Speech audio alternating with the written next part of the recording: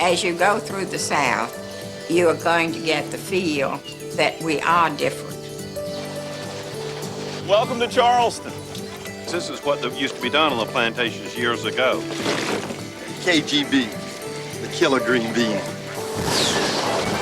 The thing about Midnight and Savannah is that you can tell in the book how absolutely beautiful the city is.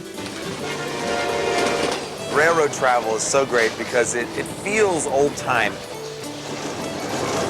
The countryside is just so glorious, and it's not from a highway, but you're right in the middle of it.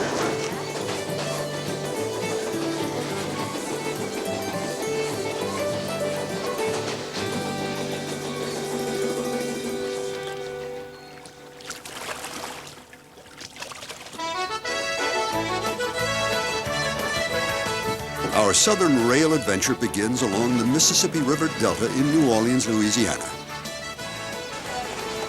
Famous for Mardi Gras, music, and food, the Big Easy is an ideal place to spend a day before boarding the train. The French Quarter is its best-known tourist attraction. But a few blocks away, the French Market provides a unique New Orleans culinary experience. I was wondering if I could possibly sample some of the smoked alligator on a stick. Yes, ma'am. Every day, locals, tourists, and chefs like Anthony Hubbard mingle in the aisles of the French Market in search of distinctive New Orleans ingredients. Any chef you ask would love to come to New Orleans. You have Creole food, you have Cajun food. Both are very old and still very contemporary. And this is the hotbed of that type of food. There it is, I know. Woo! As executive chef of the American Orient Express, Anthony is here to buy the food for the train trip ahead. His staff will prepare virtually all of the meals over the next week. On the American Orient Express, we consider our food and our service 5-star. And a part of that is getting the best possible quality to our passengers. And what that means for me is going out and finding the freshest and best ingredients that whatever area I'm in has to offer. And here in New Orleans, the French Market is the place for those ingredients. I think I'd like to buy 15 of these. And if you come here in the morning, you get the freshest fish from the morning. You are going to make a beautiful dinner. You get all the best vegetables, and you get the personal attention of the people who are selling them to you. I wanted to get 6 of these. 6 baskets? Yeah. And I'll take all of these pairs. We are going on a 7-day trip from here in New Orleans to Washington, D.C. We have 85 passengers who are going to be eating a lot of food. So I'm looking to re-up on some of the things that I've run out of, some of the special ingredients that I can only find here in New Orleans. These are delicious, and passengers always go for them. So I'm going to grab a couple different flavors. I wanted a bunch of the Louisiana Bailey. This is good stuff. New Orleans is a wonderful food town. It's a great city, an old city, very classic. It's a lot of fun. How you go, buddy? Right, thank you very much. Have a good day. Yeah, I enjoy coming here every single time.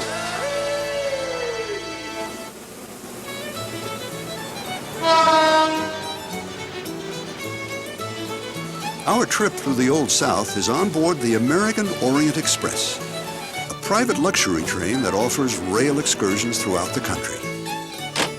These rail cars have been restored to the elegance of the streamliner era of American railroading. The crew puts the final touches on the train as passengers arrive for an early evening reception and dinner on board. Brad and Ray Namazi. All right, you're in cabin E. Come up here and I'll show you to your cabin. For many, this is their first trip through the American South, and the anticipation of what lies ahead is relieved only by departure.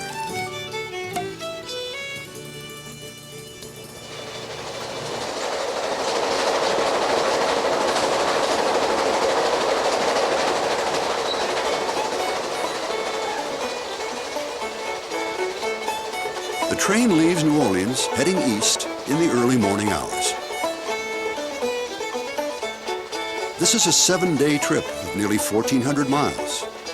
We pass through 8 states, with stops at some of the South's major cities, including Savannah, Charleston, and Richmond. Our final destination is the nation's capital, Washington, D.C. The first leg of the trip is a short journey from New Orleans to the port city of Mobile, Alabama.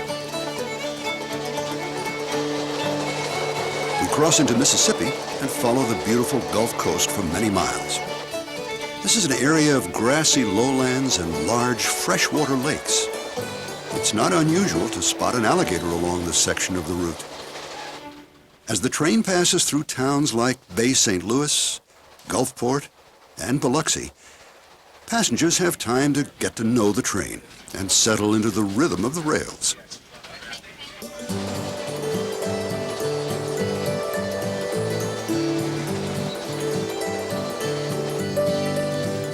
Sections of this route can be traveled aboard Amtrak trains, such as the Sunset Limited, Silver Meteor, and Carolinian. And Amtrak locomotives pull the American Orient Express.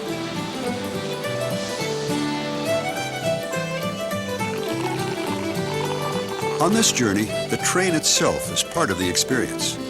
Surrounded by elegance, this is a chance to relive America's golden age of rail travel.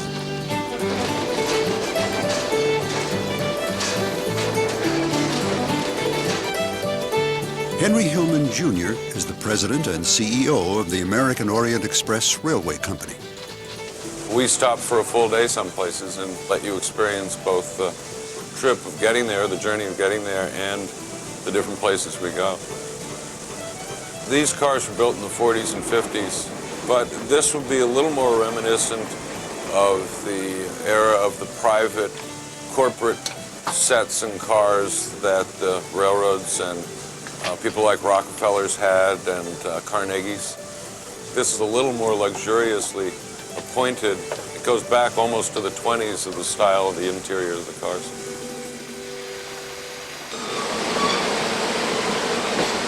I think every trip is unique traveling by train. You get very close to the things you're passing. You can smell them, you can feel them. You stop at a crossing or for a train to go by, another train to go by, and you sit and you feel the desert or the bayou or the swamps.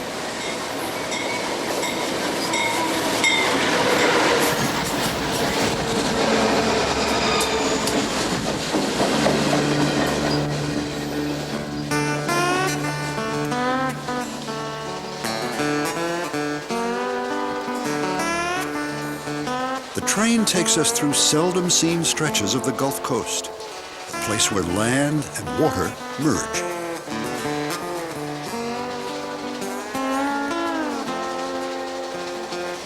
The spring has been a little slow to come in. I think it's because we had a dry winter, comparatively. Nick Spitzer is a folklorist and host of Public Radio's American Roots. And railroad travel is so great because it feels old-time. These beautiful old trains just give you a sense of that time past, but they're very present, too. I mean, you're moving at a wonderfully mellow pace across the landscape. You don't have to have your hands on the wheel. You still see things from the trains that you don't see in the more groomed highway driving. It's especially true here because they've built up a grade through what is essentially what we call a floating marsh. You see the backs of yards, you see shotgun houses and log cabins, junkyards and fishing camps, little dance halls and honky-tonks, the crossroads of towns. You see coastal marshes, tidal marshes, bayous, canals, and even the open Gulf on occasion. It's a kind of a liquid land environment. I think a lot of Americans, when they think of the United States, you say, well, how many coasts are there in America? Well, let's say there's two. There's the East Coast and there's the West Coast. They forget that there's a South Coast, a third coast, I like to call it, the Gulf Coast. And I like to say that it's south of the South. It's deeper than the Deep South. It's more connected to the Caribbean in a lot of ways culturally. It's got French and Spanish, African, Caribbean, Native American, all mixing together. Physically, it's different too because it's very lowland. It is the riverine lowland of the Mississippi Valley coming to the Gulf of Mexico. So between New Orleans and Mobile, you're really cruising the Gulf Coast.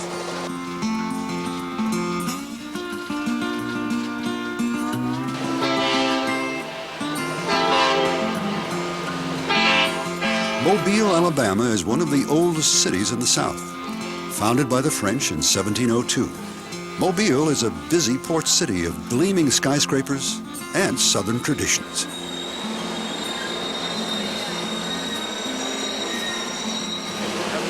Have a great day. We are welcomed to Mobile by the Azalea Trail Maids. Each year, 50 of the city's outstanding high school seniors are chosen and trained to serve as ambassadors of goodwill to Mobile's growing number of visitors. Mobile, some years ago, was referred to as America's best-kept secret, but that is no longer the case. Velma Kroom has lived in Mobile all her life. It's a unique city. It is extremely southern, has the most wonderful, hospitable, friendly people in the world. And it is a wonderful place not only for adults to visit, but to bring their families as well. It's different in that we appear to be laid back, but don't let that fool you. We're really with it every minute.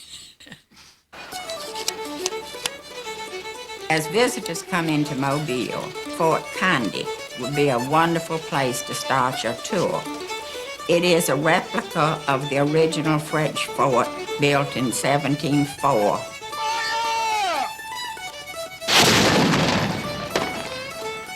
This tiny frontier settlement was the first capital of the French Empire in the New World and the port of entry of the entire Louisiana Territory. You do not want to miss seeing the Battleship, Alabama, and the submarine drum moored at Battleship Park, a short distance from the fort. The ship is extremely important because it served and saw duty in every major battle of the Pacific during World War II.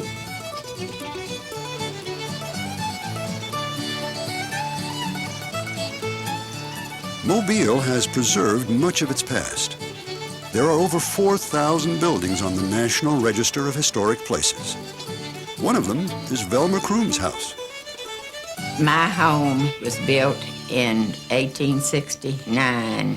It was purchased by the Kroom family in the 1870s when Major Stevens Kroom came to practice law in Mobile. We are in the 5th generation of the same family in the same home.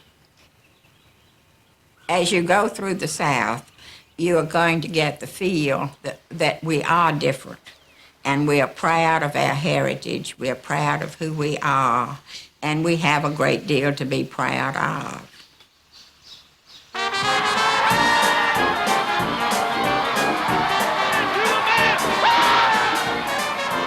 One of Mobile's proudest traditions is Mardi Gras. And as just about everyone in town will tell you, Mobile is the birthplace of Mardi Gras.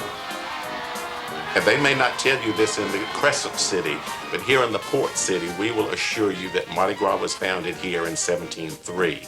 The concept was not taken by us to New Orleans until 1847. Gordon Tatum is with the Museum of Mobile. In Mobile, we are more of a family-type situation. We take our youngsters from a very early age, and families participate in Mardi Gras. During Mobile's carnival season, a Mardi Gras king and queen are chosen. The queen dons an elaborate hand-woven gown. These young ladies are representatives of Mobile's oldest and finest families. A daddy has to have deep pockets. It's an expensive thing to make your debut and to be the queen of the Mardi Gras or to be a member of the court. If you are queen this year, then the queen next year is going to outdo you. She's going to have a more elaborate gown, her train, etc.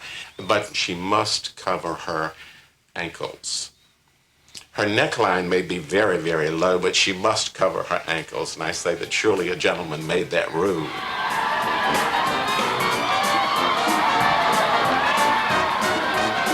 Mardi Gras is a fun time. It is a party which we have been doing for 300 years, so we think, by golly, we know how to throw a good party after all this time.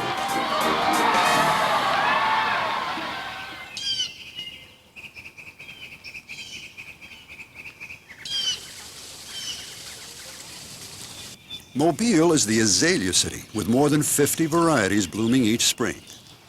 A few miles outside of Mobile, 250,000 azaleas can be seen at one of the South's premier gardens, Bellingrath Gardens and Home. When he purchased the land in 1917, Coca-Cola bottling pioneer Walter Bellingrath planned to make this his country getaway. His wife had something grander in mind. This would still be a fishing camp if it wasn't for Mrs. Bellingrath and her love of flowers. Tom McGee is Bellingrath's museum director. The garden in their home in town in Mobile was a wonderland in the springtime, and Mrs. Bellingrath loved to buy more and more flowers, so as a result, a lot of that overflow of flowers made their way down to the fishing camp. The gardens today encompass about 68 acres within almost 1,000 acres surrounding it to protect it. The number one flower that we're known for are the azaleas, which is what Mrs. Bellingrath collected from across the Gulf Coast, from old plantation sites, from nurserymen. She had a network of people trying to find the most beautiful and unusual azalea types and varieties, as well as camellias. And we're talking about hundreds of thousands of plants in all colors of the rainbow. And I think that's what makes it special.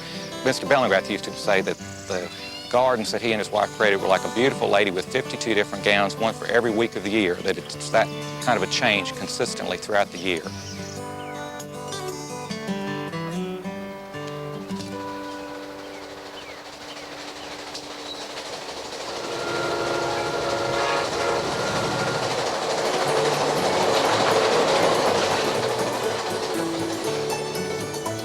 Back on board, the train continues east, traversing the length of Florida's Panhandle, then turning north to our next destination, Savannah, Georgia. The trip to Savannah is the longest stretch on board the train during the journey. As evening approaches, passengers catch their last glimpse of the Gulf Coast. The kitchen staff busily prepares dinner. No easy task with the kitchen bouncing down the rails at better than 60 miles an hour. Elegant dining is a railroad tradition. The planning and execution of tonight's dinner by Chef Anthony Hubbard maintains that railroading experience. Enjoy your dinner. Thank you. When the passengers come into my dining room, I have a few different goals for them as a group. For one, I like to challenge them and offer them possibly some new foods that they haven't had before. They're eating my food 3 times a day, 6 days a week, so I try to do a range of rich food, light food, and then I just try to make their experiences, as fun as possible. There's many things on the train that we cannot change for the passengers, such as the limited size of their berthing, the movement of the train. Sometimes we have late arrivals and departures. All of these things work against the passenger's experience, and the food is the one thing that we can keep consistent and keep them, coming back for more. Here is your prawn etouffee with dirty rice and your filet tenderloin with butter beans and copper pennies. The menu's based on a few different things. First of all, it's based on regional cuisine. Right now we're going from New Orleans to Washington, D.C., so you'll get a lot of southern flair throughout the menu. Things like okra and catfish, things that you wouldn't normally get if you're somewhere other than the South. I also incorporate classic train food. For example, tonight, a few of the classic train dishes that I will be serving is the salad, which is a tarragon marinated tomato salad with a sherry vinaigrette, and that was from the Harvey Houses, which are a famous line of train restaurants. I'm also serving a grilled chicken breast with a sweet corn relish. That is also classic train fare. How are we this evening, ladies? I like to go out into the dining room every night after service to introduce myself to some of the passengers, get a little feedback possibly. I enjoy this because they enjoy this, and it helps them feel more a part of the train as a whole. It also is the best way for me to see how things are going. What makes my day is when I walk up to a passenger to ask how they're doing. Sir, how was your meals this evening? Very good. Excellent. Their mouth is stuffed with food. There's crumbs all over the place. When they finally manage to stop eating for a second, they say, oh, the food was wonderful. So a genuine smile is the best compliment I can hope to receive.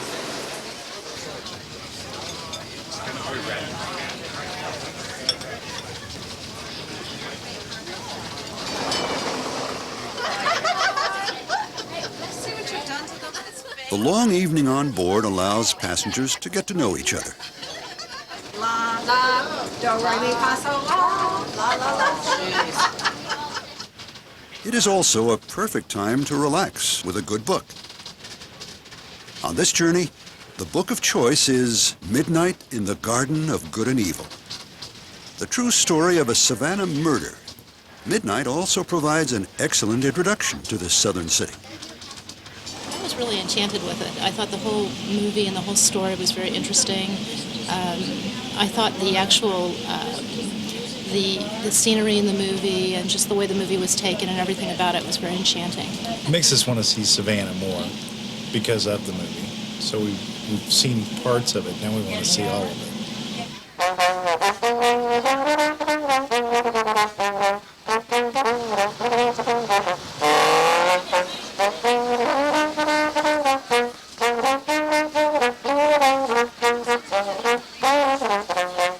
Savannah is relatively small. Only about 140,000 people live here. Isolated by forests and tidal flatlands, it is a city steeped in southern traditions and culture. Yet it was the publication of the book, as it is known here, that transformed Savannah into a tourist mecca. I have a book, Okay. and I have a big favor to ask you. I'd like you to put it to all of our names. All right. Okay. 4. Midnight in the Garden of Good and Evil has brought thousands of people to Savannah and turned author John Barrett into a Savannah icon. We came to Savannah because we all read your book. Really? Yeah. I first came to Savannah in 1982 on a whim. I'd heard about the city. I hadn't seen any pictures of it. I just heard it was very nice. But when I arrived here, I was completely overwhelmed by the beauty of the place. It's a magically beautiful, seductively beautiful city. And I thought that Savannah would be a good subject for a book. It took me 7 years to do it, and I enjoyed it. I moved down here for 5 years while I was researching and writing the book, and I come back often.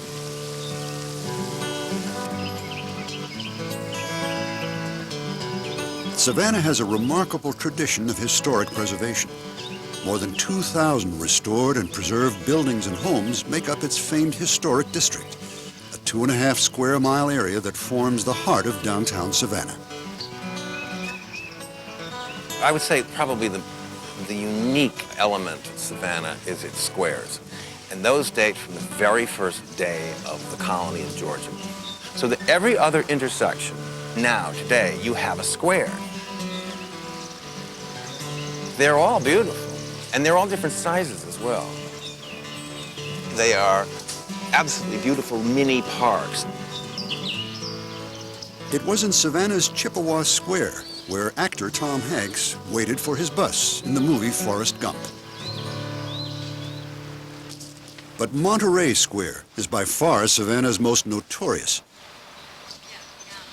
For it is here that you'll find the Mercer House. In 1981, a scandalous murder occurred in this pre-Civil War mansion.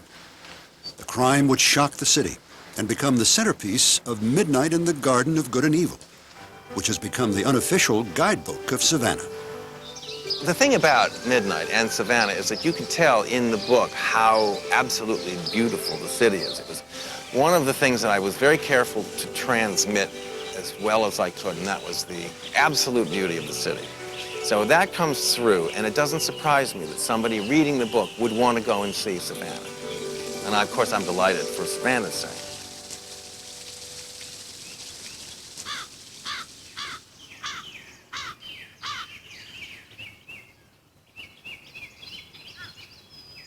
The success of the book has turned Bonaventure Cemetery into one of Savannah's most visited places.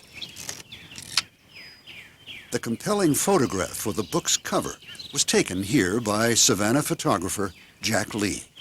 I had been photographing for a couple of nights, and it was the end of the second evening, and the light was about to fade away, and I had wandered off into this part of the cemetery.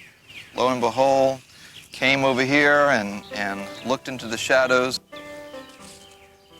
I'd seen all the statues I thought in the cemetery over all these years and was astonished on the last moments of the last evening to discover this little statue. And I think she chose her moment to reveal herself to me.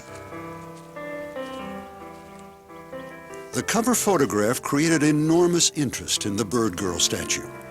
It became such a tourist attraction that for its own safety, it was moved out of the cemetery. The Bird Girl statue is now on exhibit at Savannah's Telfair Museum of Art.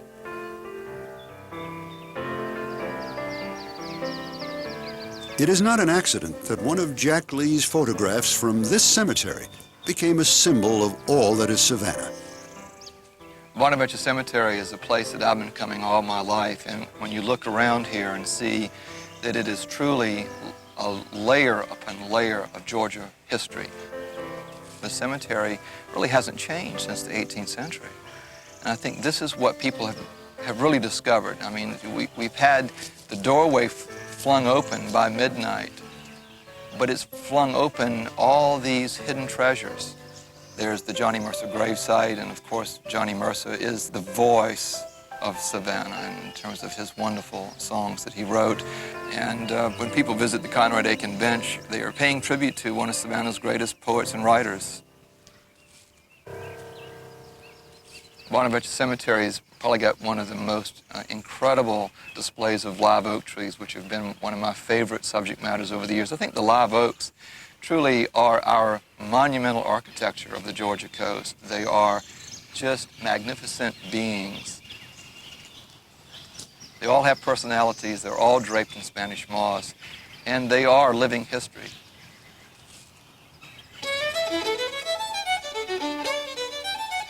Bonaventure Cemetery is but one place where Jack Lee captures images of the South.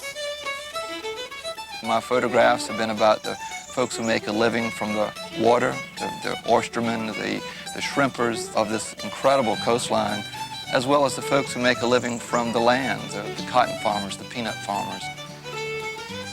I'm from the South. So these are all traditions that I've grown up around. And over the years, I have spent my time photographing the elements of the southeastern landscape that I think is unique about us and what gives us our character and soul.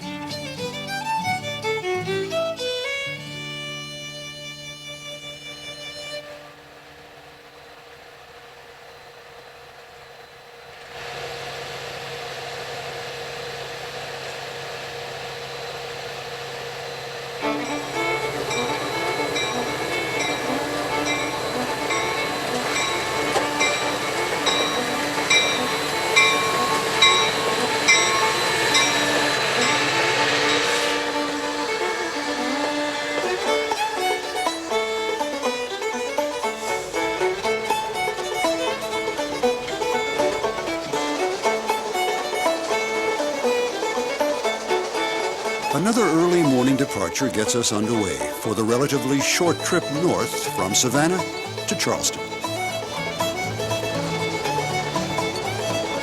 Stands of Joshua and palmetto trees line the route.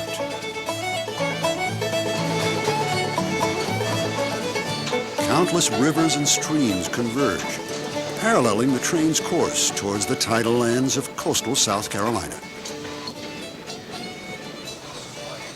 The passing South Carolina scene creates a relaxing setting for passengers to enjoy a hearty Southern breakfast. Here you go, sir. Oh, that looks good. This must be cheese and grits.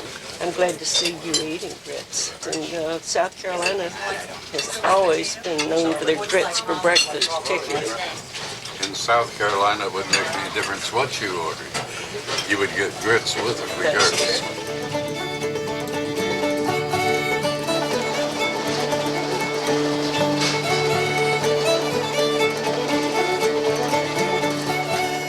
is our second trip on the train, and we're from San Diego.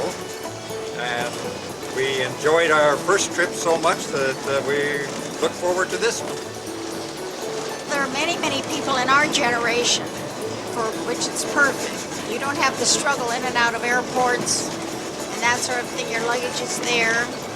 And if you remember that you pack lightly. The countryside is just so glorious. And it's not from a highway, but you're right in the middle of it.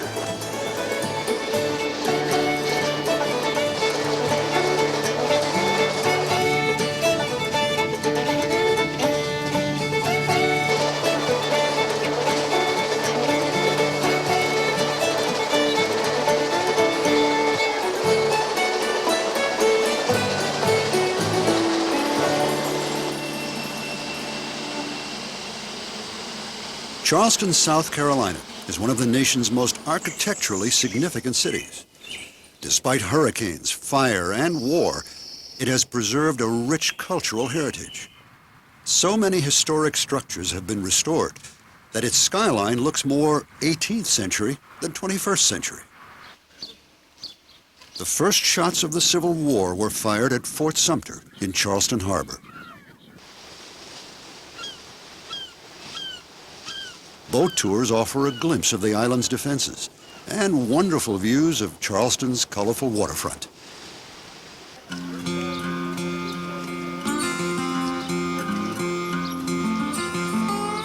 One of the most popular ways to see the architectural diversity of Charleston is on a carriage ride.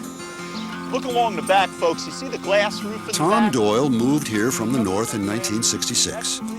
He has been giving carriage tours of Charleston for over 20 years, with a little help from his mules and horses. Where are you ladies from? All right, welcome to Charleston. You can take carriage tours in a lot of places, but I don't think there's any place that has the carriage business that Charleston has. The narrow streets and the closeness of it all lends itself to the carriage experience. Also, too, the history that Charleston has, over 2,000 buildings that date from the 1800s and earlier in a very confined area, lend itself to a building after building after building after building kind of narrative. And that's really what you need to flesh out a good tour. Right, gang, this row of buildings we're going to pass next is Rainbow Row. Rainbow Row is pre-revolutionary.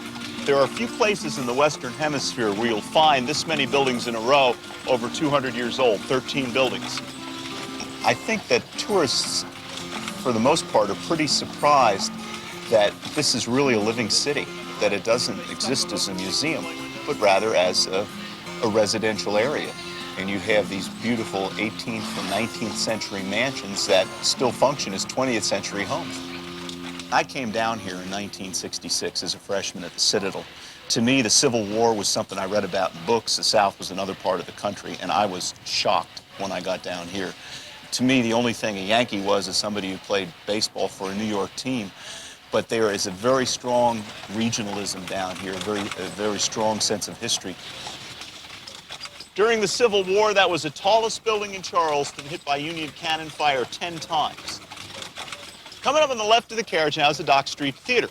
When the Dock Street Theater opened in 1736, it was America's first theater of the performing arts. The first playhouse in North America stood on this site. On the right is the Cathedral of St. John the Baptist, and it took 19 years to build what you're looking at, 1888 to 1907. The trees that line State Street here are palmetto trees, our state symbol. It is the hardiest of all of the palm trees, but even so, this is the very northern edge of its growing limit. And you'll only find it thriving like this along the coast.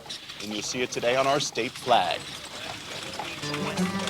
I see my carriage as a stage, and I see my passengers as my audience. I roll through the city, and the scenery's constantly changing around me. My supporting cast, the people of the city, they're always different. And I may be doing the tour for the 5,000th time, but everybody on my tour is taking it for the first time. And I try to carry that first-time enthusiasm through my tour. When someone leaves here, they should feel almost like they're part of Charleston, and they're going to take part of it back with them.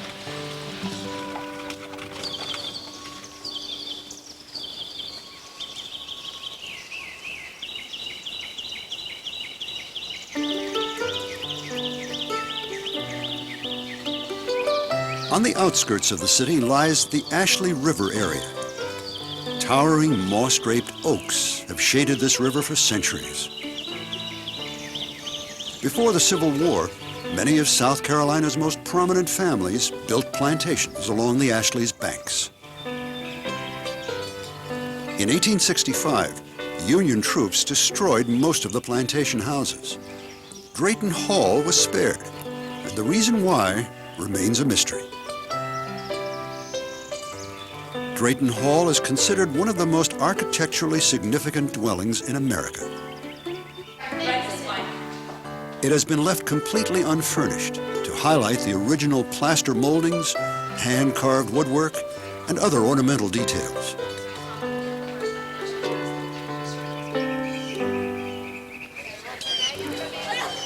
Drayton Hall's expansive grounds provide the perfect backdrop for a favorite low-country tradition, a good old-fashioned barbecue and oyster roast. When you cook a piece of meat and the bone falls out like that, you know you cooked it right. Ham and carrots and wax beans and fresh green beans, smoked neck bone Vidalia onions, and you're good to go. And KGB, the killer green bean. As with any South Carolina low-country get-together, there's plenty of food. But the real draw here is the oysters.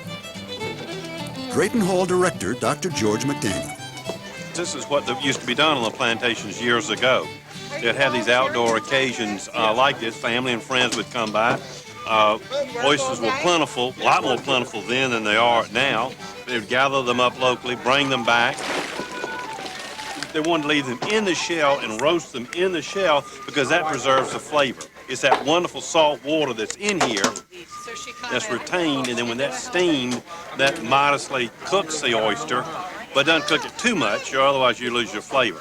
The bigger ones are a little bit better than these little skinny ones, but you gotta take them all. Oh, look at this one, Ann. You think we had nothing to eat all day? You just see that the steam pops them open, as you can see here.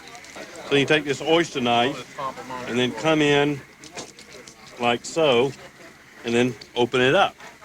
And then you come in and then cut the muscle underneath it like that. And then you put them in a little sauce, and they're delicious.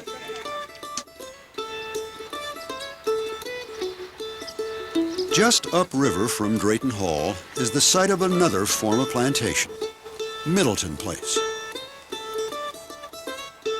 Once the home of Arthur Middleton, a signer of the Declaration of Independence, the original mansion was burned to the ground in the waning days of the Civil War.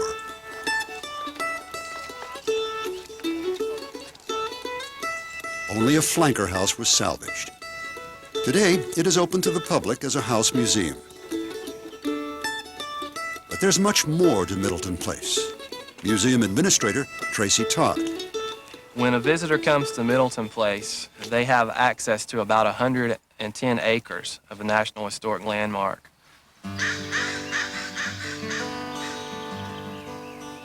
About 65 acres of that include a formal garden.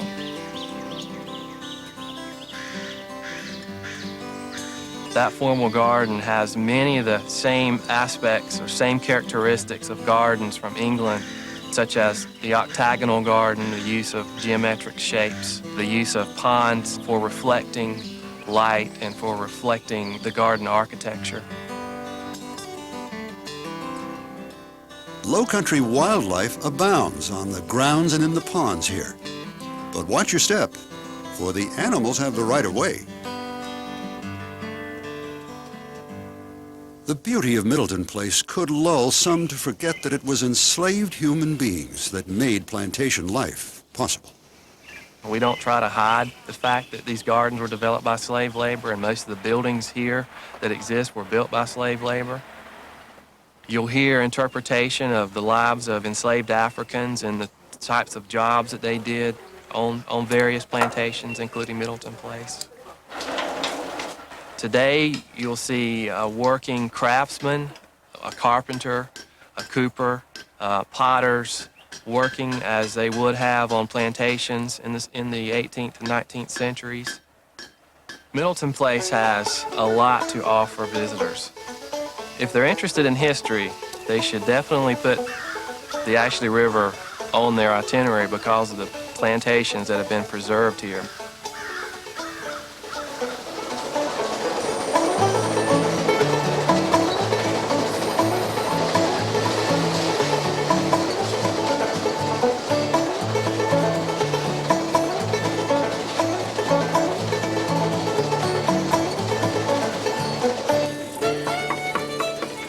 Morning, Mr. Moore. This is your morning wake-up call.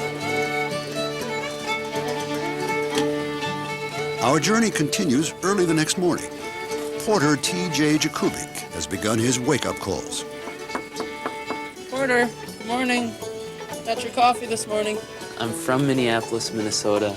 I would never have guessed that I would be doing this in a million years. I've always wanted to travel, and so I've been looking for something, but this was out of the blue, and it's been a great experience for me so far. I've enjoyed every bit of it. I basically take care of the passengers' needs while they're in their sleeping cars. In the mornings, I do wake-up calls, shower times, and room service. At night, I also do pulling down the beds, getting ready for them to go to bed, putting out the daily itinerary for the next day so that they know what's going on. This is their vacation, and if they're not comfortable, they're not going to enjoy their trip. So my job is to make them comfortable in any way that I can.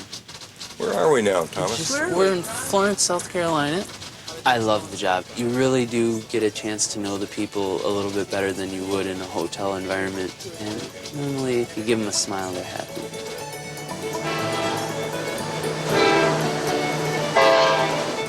Our journey continues through rural South Carolina into North Carolina on our way to Richmond, Virginia.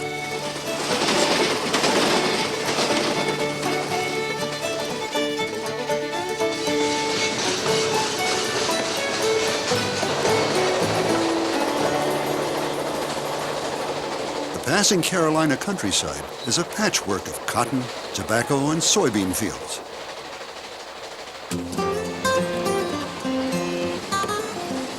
Our route takes us along the original main streets of many small southern towns. Towns like Dillon, South Carolina.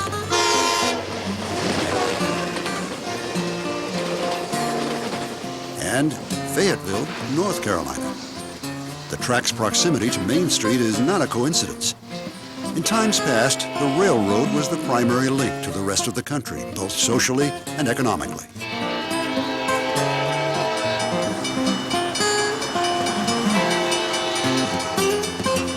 Although Fayetteville is no longer dependent on the rails for its survival, the 88-year-old train station is still in use today as a stop on Amtrak's Silver Meteor and Silver Palm lines.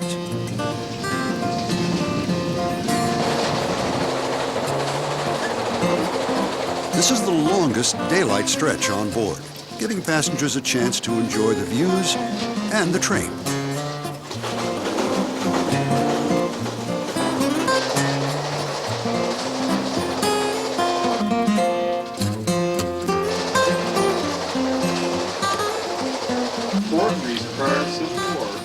Brad Lamazzi is a railroad artifacts historian.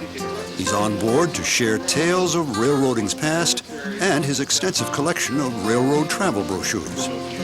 Well, since most passengers were on the train for adventure, by having a travel guide to learn about the towns that they were going through, they were able to get more of what they wanted out of their journey. They provided information about climate, agriculture, interesting industry, hunting and fishing, all the things that people were interested in. They were also produced in fictionalized narrative forms where they would have characters portray journeys across the country and their experiences when they found different adventures along the way. So they're very fascinating to read. Oh, and we have the dome car. Every time you read them, you go back into the past. And you can look at them lots of times and get more out of them each time.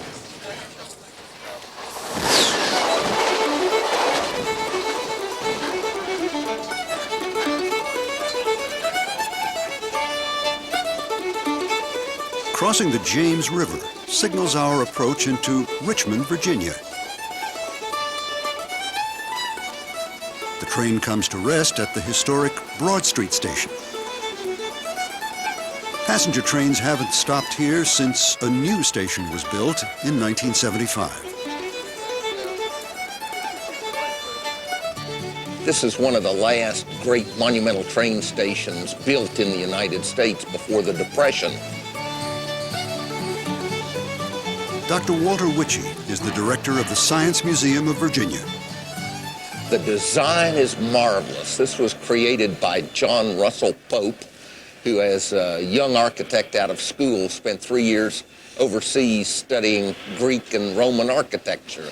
When he came to Richmond, he designed what he'd been studying, a grand piece of neoclassical revival design here that the architects tell me incorporates the best of the old world, that is the stone forms of 2,000 years ago, with materials and new designs from the early part of the 20th century.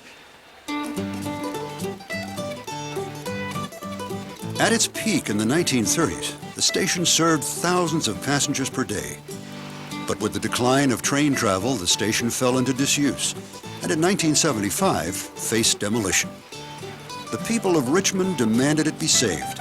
And so, where once anxious passengers queued to travel by train, now curious visitors can pilot a simulated plane. Today, the Broad Street station is home to the Science Museum of Virginia. What we have created is a place filled with marvelous hands-on activities, more than 250 of them, so that if you come here today with 4 generations of people, I guarantee you all will have a wonderful time. It's clear that without a new use and new vigor, such as the Science Museum brings, there would be no money to preserve a building like this, and it would be gone. So I'm delighted that as we transform it, we end up with a building that is filled each day, and it's that use and activity that are preserving it today.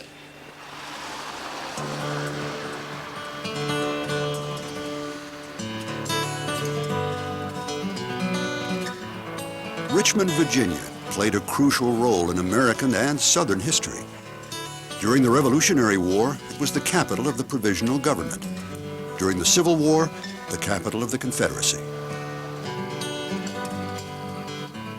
Its Confederate past is remembered citywide with statues, monuments, and through the preservation of places like Hollywood Cemetery, the final resting place of 18,000 Confederate soldiers.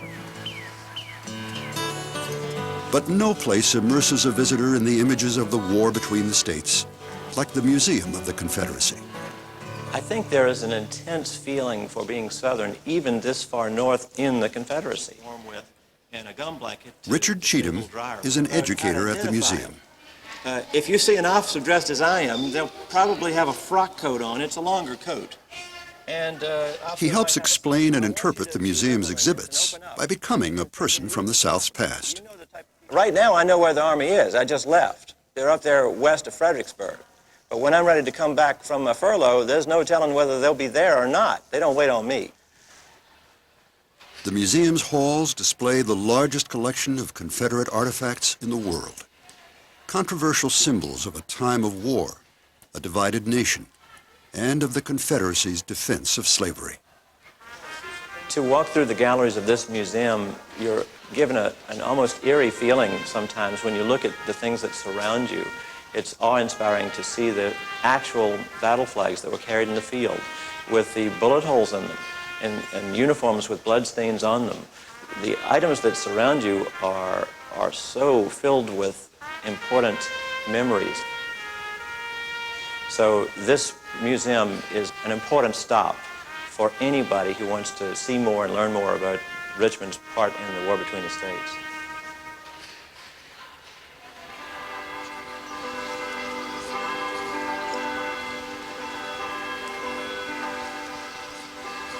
Richmond is best known for its Civil War attractions, but its important role in revolutionary America is also celebrated. St. John's Church is the oldest church in Richmond, offering services for over 250 years. But a speech made here in 1775 by Patriot Patrick Henry also made it the site of a paramount moment in American history, and visitors can relive it every Sunday in the summer. Is life so dear, or peace so sweet as to be purchased at the price of chains and slavery? Forbid it, Almighty God. I know not what course others may take, but as for me, give me liberty, or give me death.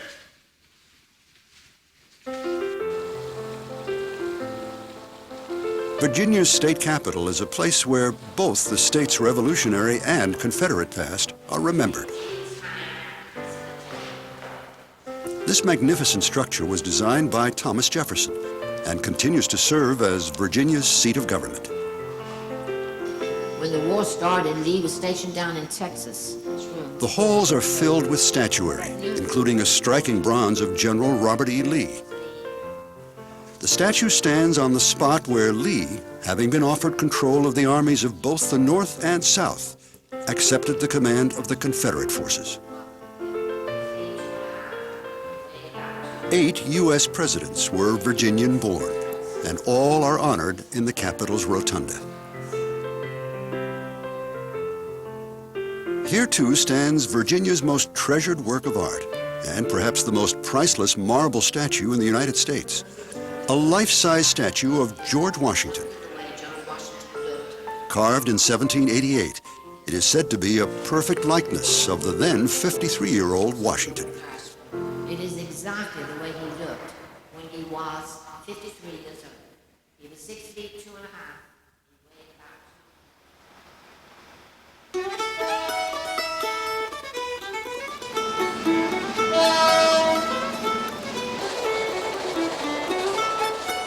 Our final day begins in the early morning with the short 109-mile jaunt north to Washington, D.C. It's the last chance to sit back and enjoy the passing southern scenes.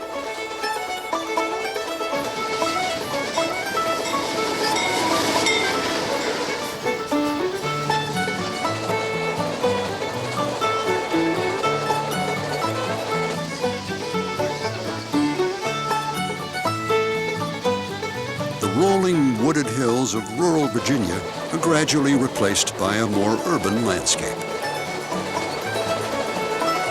As the train nears Washington, D.C., there's time for a little last-minute packing. Good morning. Luggage for D.C. The George Washington National Masonic Memorial dominates the skyline as we roll through Alexandria, Virginia. The train slows as it crosses the Potomac River. We arrive, as thousands have over the past century, passing through the gateway of our nation's capital, Washington's Union Station. Construction began in 1903, the same year the Wright brothers successfully flew their airplane, marking the beginning of the end of the golden age of rail travel. In 1988, thanks to a 2-year, $50 million restoration project, Union Station is again a transportation palace. Today, visitors can browse the many shops, take in a movie, enjoy a meal, or take a train. But for the passengers of our train, arriving at Union Station marks the end of their southern sojourn. All righty. Thank you very much. Sir, we loved it. Good.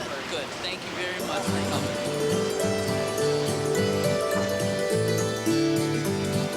Well, thank you for joining us. Have a safe trip home.